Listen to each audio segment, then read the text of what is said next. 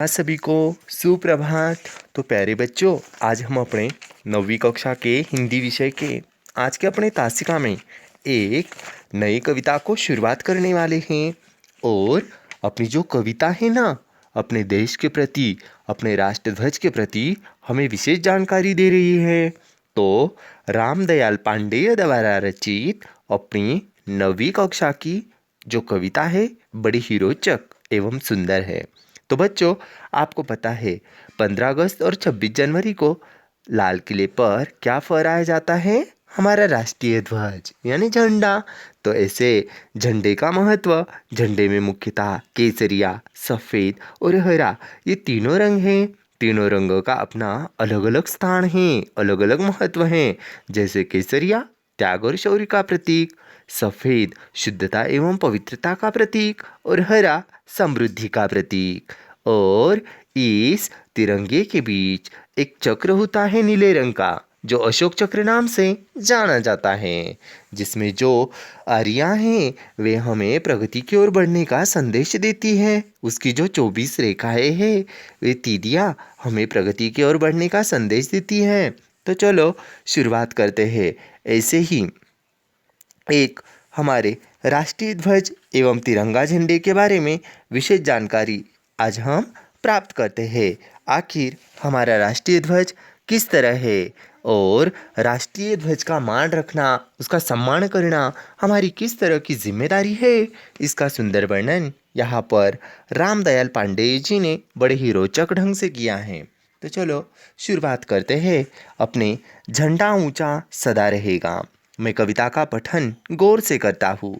इससे पहले यहाँ पर प्रेरणा गीत है और जो हमारे दिलों में उतरकर हमारी ज़िंदगी को जूझने की शक्ति और आगे बढ़ने की प्रेरणा देते हैं। प्रस्तुत कविता में कवि ने अपने देश के झंडे का गौरवगान विभिन्न रूपों से किया है। तो चलो हम शुरुआत करते हैं अपने झंडा ऊंचा सदा रहेगा इस कविता को। हमारी कविता है झंडा ऊंचा सदा रहेगा। झंडा ऊंचा सदा रहेगा, ऊंचा सदा रहेगा। हिंद देश का प्यारा झंडा ऊंचा सदा रहेगा, झंडा ऊंचा सदा रहेगा। तूफानों से और बादलों से भी नहीं झुकेगा, नहीं झुकेगा, नहीं झुकेगा। झंडा ऊंचा सदा रहेगा, झंडा ऊंचा सदा रहेगा। केसरिया बल भरने वाला सादा है सच्चाई, केसरिया बल भरने वाला सादा है सच्चाई। हरा रंग है हरी हमारी धरती की अंगड़ाई। और चक्र कहता कि हमारा कदम कभी न रुकेगा, झंडा ऊंचा सदा रहेगा, झंडा ऊंचा सदा रहेगा। शान हमारी ये झंडा है, ये अरमान हमारा, ये बल पौरुष है सदियों का, ये बलिदान हमारा। जीवन दीप बनेगा, ये अंधियारा दूर करेगा, झंडा ऊंचा सदा रहेगा, सदा रहेगा। आसमान में लहराए ये बादल से में लहराए, जहाँ जहाँ जाए ये झंडा, ये बात संदेश संवाद सुनाए। है आज हिंद ये दुनिया को आज़ाद करेगा, झंडा ऊंचा सदा रहेगा, झंडा ऊंचा सदा रहेगा। झंडा ऊंचा सदा रहेगा। नहीं चाहते हम दुनिया को अपना दास बनाना, नहीं चाहते हम दुनिया को अपना दास बनाना। नहीं चाहते औरों के मुंह बात रोटी फटका कर खा जाना। सत्य न्याय के लिए हमारा लहू सदा बहेगा, सत्य न्याय के लिए हमारा लहू सदा बहेगा। झंडा ऊंचा सदा रहेगा, झंडा ऊंचा सदा रहेगा।